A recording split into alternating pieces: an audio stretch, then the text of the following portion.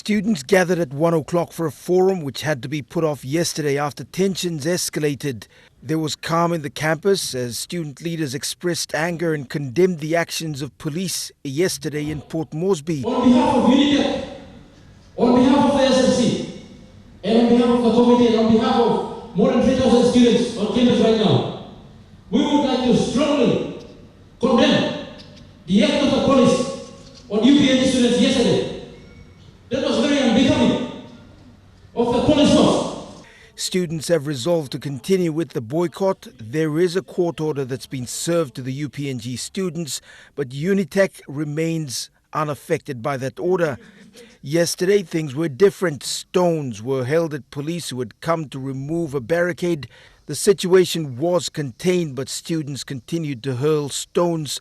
They later burned a water PNG vehicle parked inside the campus. Today, the SRC apologized to the company. It took joint efforts from the Vice-Chancellor, student leaders and police commanders to calm the situation.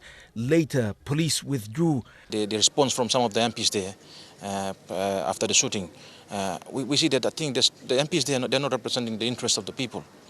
When the people are suffering, when the people are going through this, they should speak up if they represent the interests of the people. Shouting at each other, saying that who are they, or saying that they were provoked. This is so childish.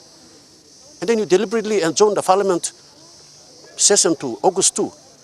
You actually saying you don't want to face this problem when it's still hot, and come and face the real reality and address the issue and let the floor of parliament go on and continue. Honest, decent conversation in the floor of parliament can continue when the issue is still hot. The Unitech Vice-Chancellor Dr. Albert Schramm this afternoon told MTV the results of today's forum have not yet been formally communicated to the Vice-Chancellor's office.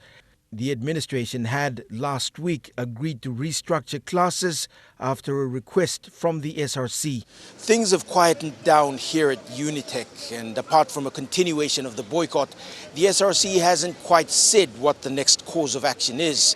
In the highlands, the tensions are high, but how the police have handled the tensions both here in Lae and particularly in Simbu has been vastly different from how police handled it in Port Moresby. Scott Waide, National MTV News, Lae.